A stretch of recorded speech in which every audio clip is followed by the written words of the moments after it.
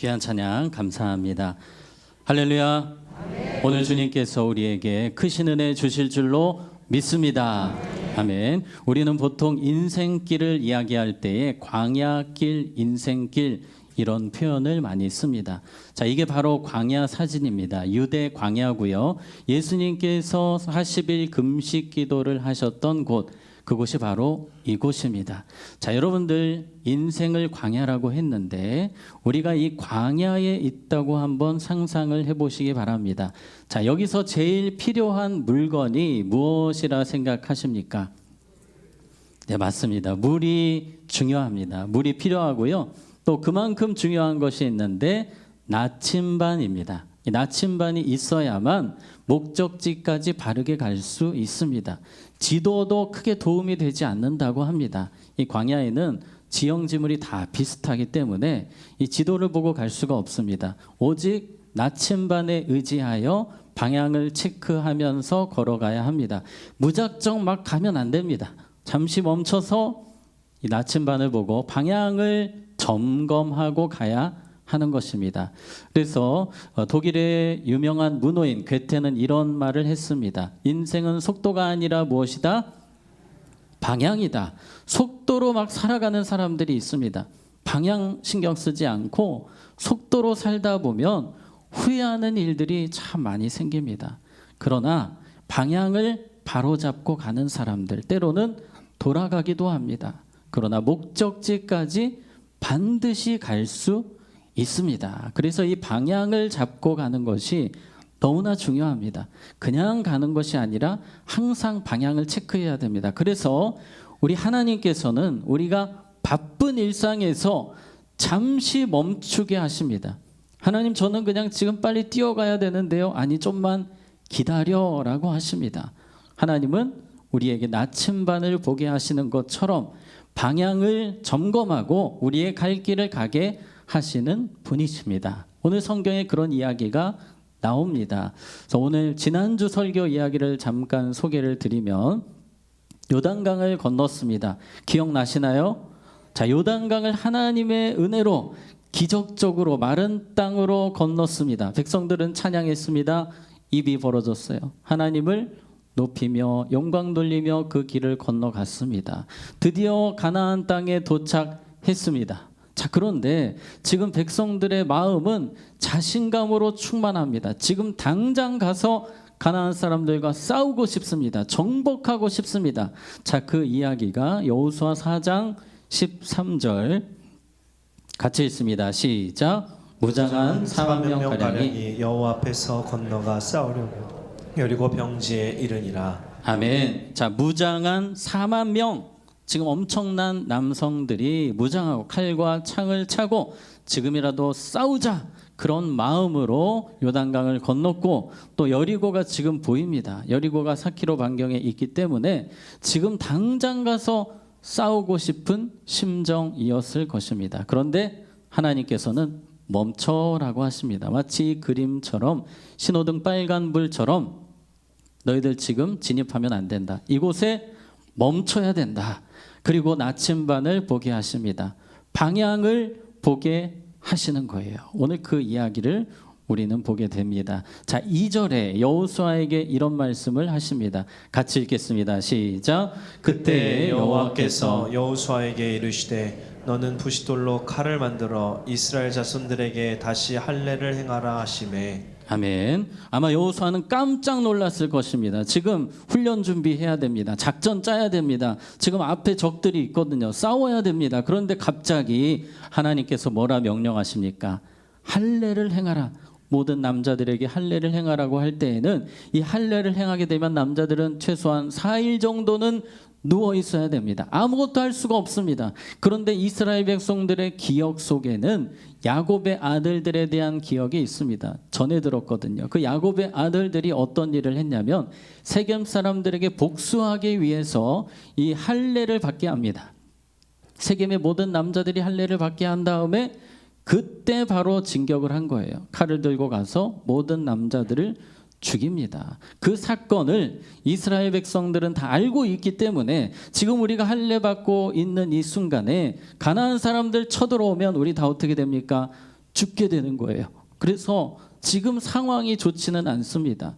비합리적인 명령입니다.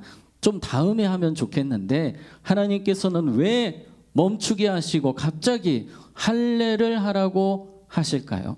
자, 여호수아 입장에서는 상당히 당황스러웠을 것입니다. 그러나 순종합니다. 하나님 뜻이 있을 것이다. 하나님께서 원하시는 바가 있으니 순종해야 되겠다 해서 할례를 명합니다. 자, 우리가 복잡하게 생각하지 않아도 됩니다. 할례는 지금 이 시대에 무엇과 의미가 똑같을까요? 세례식과 똑같습니다. 여러분, 세례할 때에 우리가 예수님을 믿고 내가 누구 되었습니다? 하나님의 자녀가 되었습니다를 공포하는 시간이 세례식입니다. 그래서 이 세례식에서 제일 중요한 의미는 저는 하나님의 자녀입니다를 분명하게 발견하는 시간입니다. 하나님이 지금 이 바쁜 일정 가운데 할례를 명하신 것은 무엇을 깨닫게 하시는 것입니까? 너희들이 나의 자녀들이다. 너희들은 나의 백성들이다. 거룩한 백성들이다. 그 정체성을 기억하고 가야 된다. 이대로 가면 안 되고 잠시 멈춰서 방향을 잡아야 된다. 하나님 자녀라는 부분을 놓치면 안 된다. 한번 따라해 보겠습니다. 하나님 자녀의 정체성을 기억하고 전쟁에 임하라. 네, 우리는 일주일을 살아갈 때에 무엇을 기억해야 됩니까?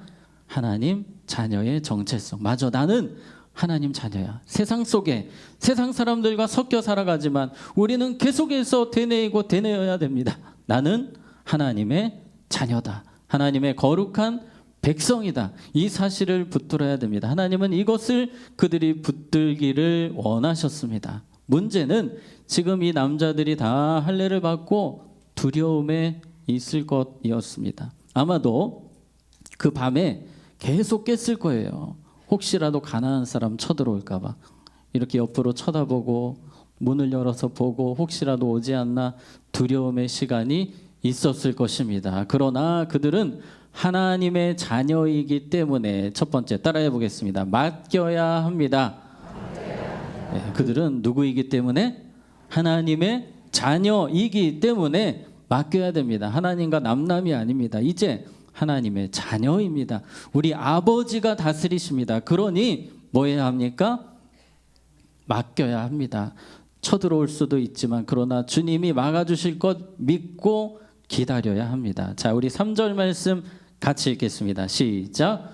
여호수아가 부싯돌로 칼을 만들어 할례산에서 이스라엘 자손들에게 할례를 행하니라. 네, 결국 할례를 행했는데 이것은 생명을 건 행위입니다. 적들이 쳐들어오면 죽게 되기 때문에 이건 하나님을 온전히 신뢰하는 행동이었습니다. 그런데 한 명도 빠짐없이 다 하나님을 신뢰함으로 할례 예식에 참여를 한 것입니다. 그리고 하나님은 그들이 하나님을 신뢰한 대로 맡긴 대로 그들을 안전하게 지켜주셨습니다.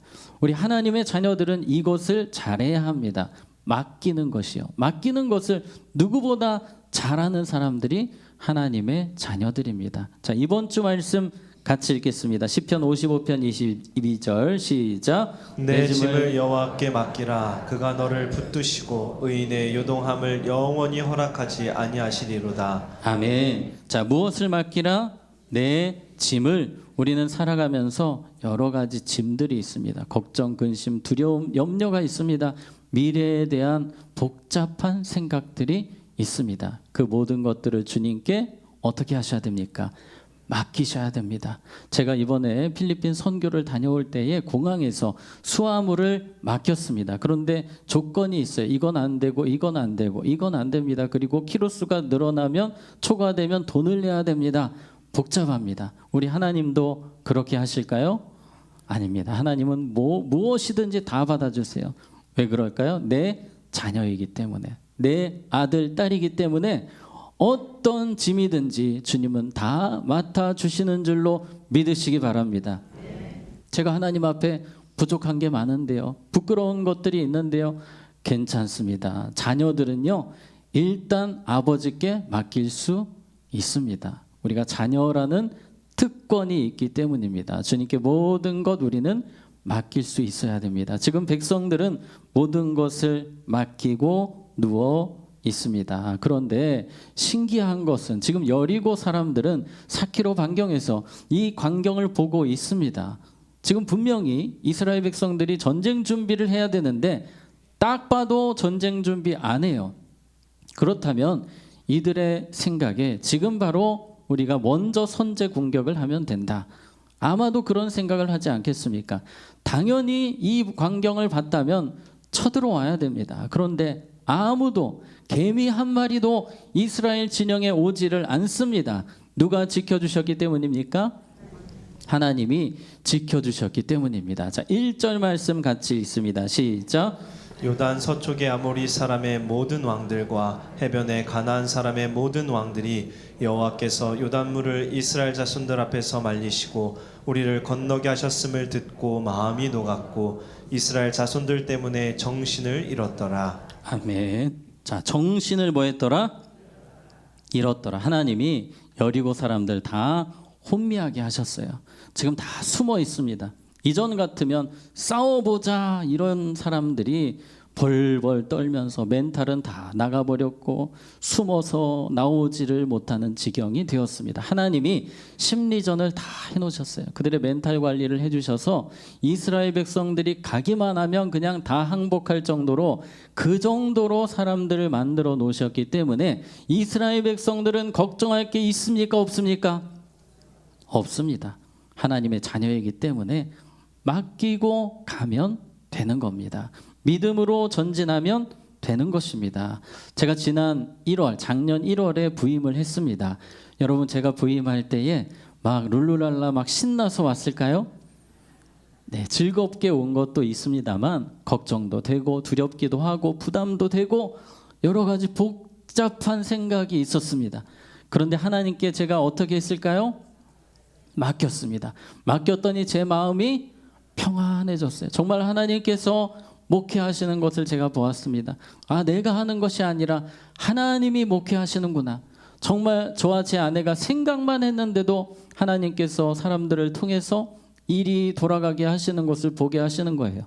정말 놀라운 하나님의 역사를 저는 보았습니다. 여러분, 하나님이 저뿐만 아니라 여러분 한 분 한 분을 위해서 지금 열심히 일하고 계심을 믿으시기 바랍니다.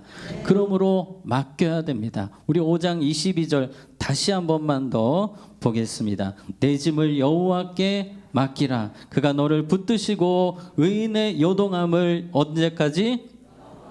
영원히 허락하지 아니하시리로다. 아멘.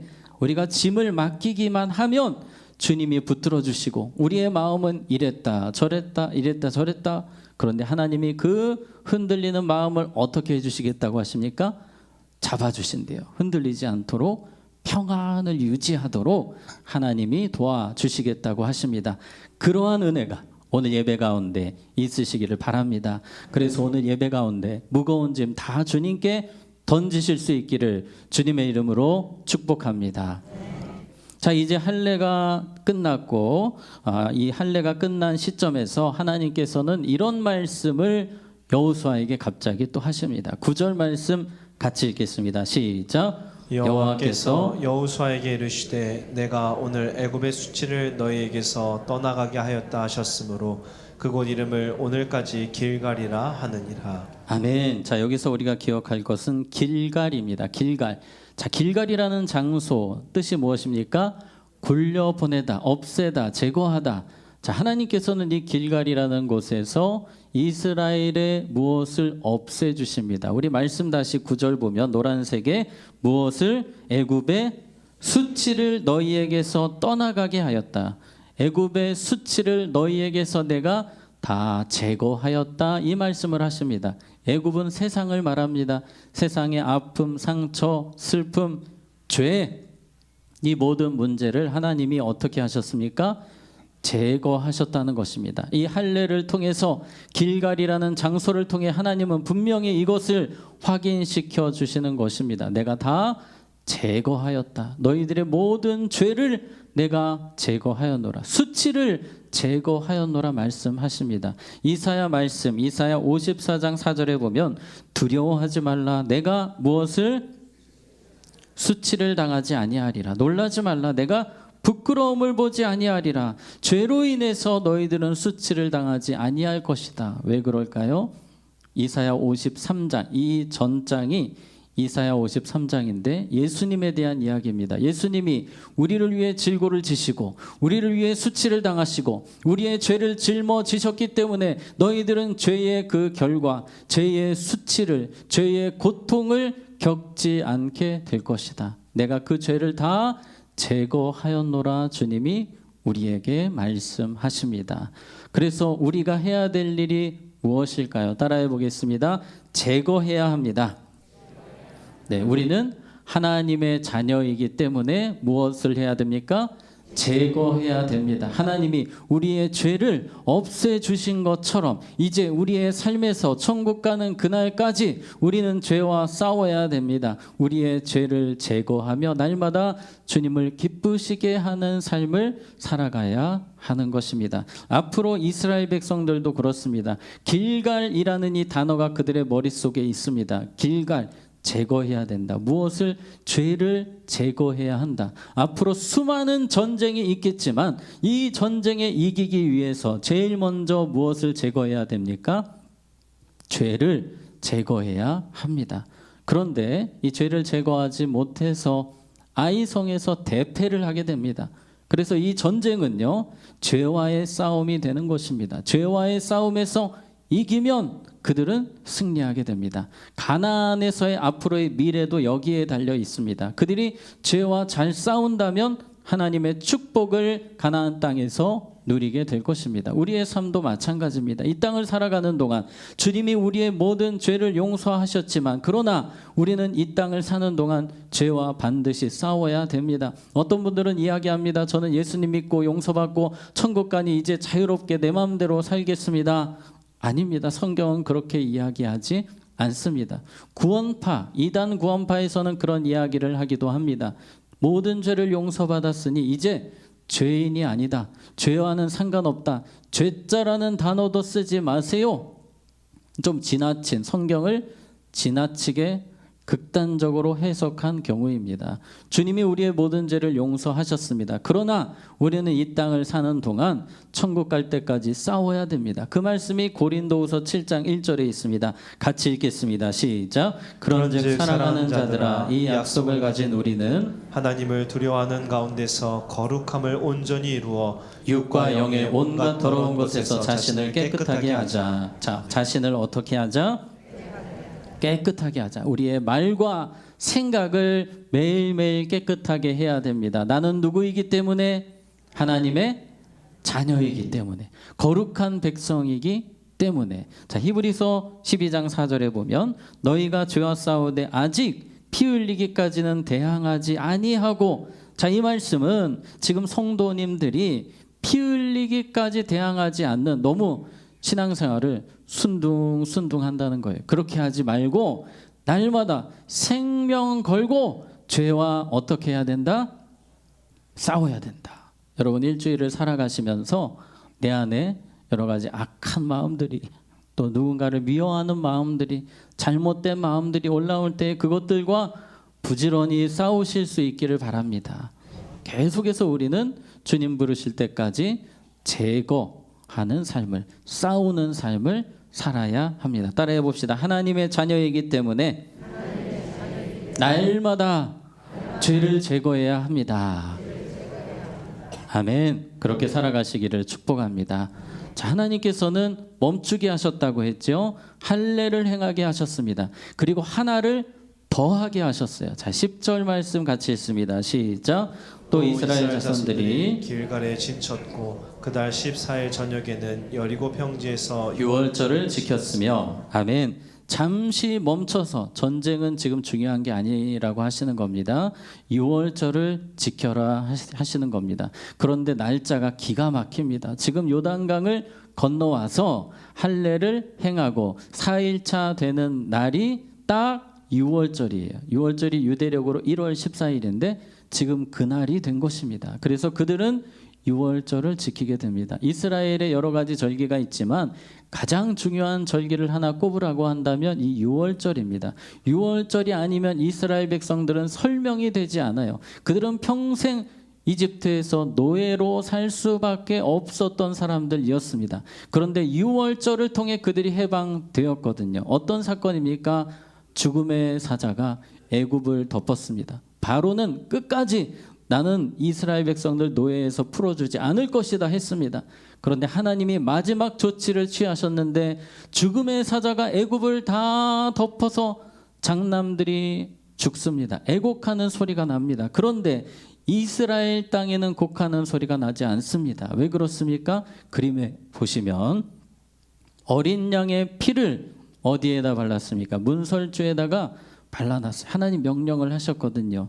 자, 이렇게 하면 죽음의 사자가 올 때에 6월 패스오버라고 합니다. 그냥 넘어간다는 거예요. 그래서 이 피를 바른 집에는 죽음의 사자가 오지 않았습니다. 우리의 미래이기도 합니다. 예수 피로 우리는 죽음의 사자가 아니라 천국 가게 되는 줄로 믿습니다.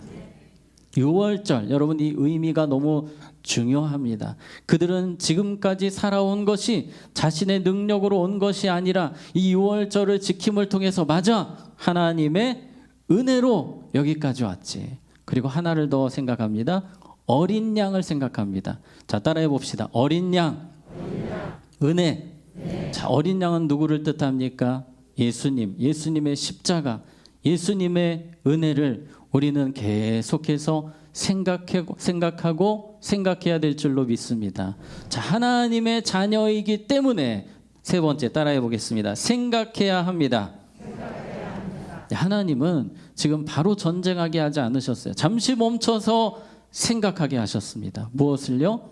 은혜를 생각하게 하셨습니다. 내 힘으로 사는 것이 아니라 은혜로 사는 것을 생각하게 하셨습니다. 십자가를 생각하게 하시는 것입니다. 우리의 삶에 예수님을 생각하게 하십니다. 요즘에 동계 아시안 게임이 열리고 있는 것 혹시 아십니까? 네, 우리나라가 어떤 종목을 잘하죠? 스피드 스케이팅을 아주 잘합니다. 금메달을 싹쓸이할 정도로 너무 잘하시는데 여러분들 혹시 아십니까? 이 선수들이 발목에다가 차는 장비가 있습니다. 트랜스폰더라는 기록 장치인데 12g밖에 되지 않아요. 그래서 차도 그렇게 티가 나지 않습니다. 무게감이 느껴지지가 않습니다. 그런데 이것을 차지 않고 경기를 하면 어떻게 될까요? 실격이 됩니다. 그래서 선수들은 계속 이걸 생각해요. 맞아, 이거 내가 했나? 안 했나? 계속 점검을 하는 거예요. 실제로 지난 아시안 게임 때 중국 선수 한 명이 금메달로, 그러니까 1등으로 들어왔어요. 금메달이 확정인데 이걸 안 한 거예요. 준결승전까지는 이걸 했는데 깜빡한 겁니다. 그래서 이걸 놓쳤더니 금메달에서 은메달 됐을까요? 네, 바로 실격이 됐어요. 실격. 무섭지 않습니까? 그래서 이 선수들은 계속 생각을 해요. 이거 없으면 안 된다. 이거 해야 된다. 마치 이것처럼 우리 하나님의 자녀들은요, 은혜라는 단어를 어떻게 해야 되죠? 계속 생각해야 됩니다. 맞아. 주님의 은혜야. 주님의 은혜야. 십자가 은혜야. 나는 십자가 은혜 아니면 지옥 갈 인생이야. 주님의 은혜지. 우리는 늘 이것을 생각하고 생각해야 합니다. 이스라엘 백성들이 앞으로 승리하는 비결은 여기에 있습니다. 그래서 하나님은 멈추게 하시는 거예요. 은혜 인생임을 너희들 붙잡고 전쟁해야 된다. 그래야만 반드시 승리할 수 있음을 말씀하시는 것입니다. 그리고 가나안 땅에 들어가서도 마찬가지예요. 자, 우리 신명기 24장 21, 22절 같이 읽습니다. 시작. 내가 내 포도원의 포도를 딴 후에 그 남은 것을 다시 따지 말고 객과 고아와 과부를 위하여 남겨두라. 너는 애굽 땅에서 종되었던 것을 기억하라. 이러므로 내가 내게 이 일을 행하라 명령하노라. 아멘. 자, 여기서 노란색 글씨, 너는 어디에서? 애굽 땅에서 종되었던 것을 기억하라. 지금 여기 있는 것은 은혜다. 어린 양 피로 이곳에 있음을 기억해라. 그래서 기억하기 때문에 베풀라는 거예요. 기억하기 때문에 어려운 사람들 도와주라는 것이 지금 말씀의 명령입니다. 우리가 세상을 살아갈 때 주님 뜻대로 살아야 하는 이유는 은혜를 받았기 때문에, 우리가 사랑하고 용서해야 되는 이유는 은혜를 받았기 때문에, 우리는 그래서 늘 생각해야 됩니다. 우리의 순종의 동력은 이 은혜에 대한 생각, 은혜에 대한 기억에서 시작되는 것입니다. 그러므로 늘 은혜를 기억하고 생각하고 십자가를 떠올리며 주님께 감사하며 살아가는 우리 모두가 되기를 바랍니다. 자, 말씀을 정리하겠습니다. 하나님은 이스라엘 백성들 멈추게 하셨습니다. 지금 막 바쁘게 가고 싶어요. 당장 가서 싸우고 싶습니다. 그러나 멈추게 하셨어요. 하나님의 자녀라는 사실을 깨닫게 하셨습니다. 하나님의 자녀이기 때문에 너희들은 이렇게 살아야 한다를 가르치셨습니다. 세 가지 제가 흰색 글씨를 외치면 여러분 하나씩 한번 같이 읽어보겠습니다. 하나님의 자녀이기 때문에 모든 짐을 맡겨야 합니다. 하나님의 자녀이기 때문에 죄를 제거해야 합니다. 하나님의 자녀이기 때문에 십자가 은혜를 생각하며 살아야 합니다. 그렇게 살아가는 우리 모두가 되기를 축복합니다. 함께 찬양하겠습니다. 그렇습니다. 우리의 삶이 은혜로 여기까지 왔습니다. 은혜 아니면 살아갈 수 없습니다. 우리 고백하며 주님 앞에 나아갑니다. 은혜 아니면 살아갈 수가 없네. 은혜 아니면 살아갈 수가 없네. 호흡마저도 다 주의 것이니 세상 평안과 위로 내게 없어도 예수 오직 예수뿐이네. 은혜 아니면 살아갈 수가 없네. 은혜 아니면 살아갈 수가 없네. 호흡마저도 다 주의 것이니 세상 평안과 위로 내게 없어도 예수 오직 예수뿐이네. 그 신계에 가볼 수도 없고 그 신계에 가볼 수도 없고 작은 곳 안에 지쳐도 주께 묶인 나의 모든 삶 버티고 견디게 하시네. 그 신계에 그 신계에 가볼 수도 없고 작은 곳 안에 지쳐도 주께 묶인 나의 모든 삶 버티고 견디게 하시네. 은혜 아니면 살아갈 수가 없네. 나의 모든 것 다 주께 맡기니 참된 평안과 위로 내게 주신 주 예수 오직 예수뿐이네. 이 시간 우리 기도하기 원합니다. 오늘은 두 가지를 기도했으면 좋겠습니다. 먼저는 하나님이 우리에게 말씀하십니다. 사랑하는 아들아 딸아 나에게 그 짐을 맡겨라. 오늘 이 시간 기도할 때에 하나님 저의 걱정, 근심, 두려움, 염려, 복잡한 생각들 모든 것을 주님께 맡깁니다.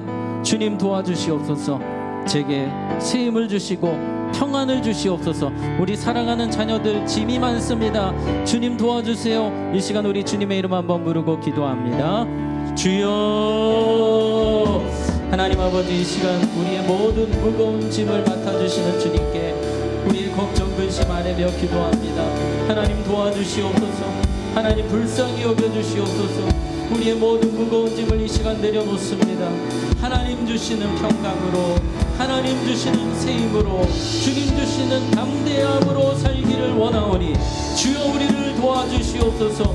우리를 강하게 하여 주시옵소서. 하나님의 자녀이기 때문에 우리는 맡길 수 있습니다. 하나님의 자녀이기 때문에 우리는 평안하게 살 수 있습니다. 주여 이 시간 모든 것 주님께 맡기니 우리의 삶을 선하게 인도하여 주실 줄로 믿습니다.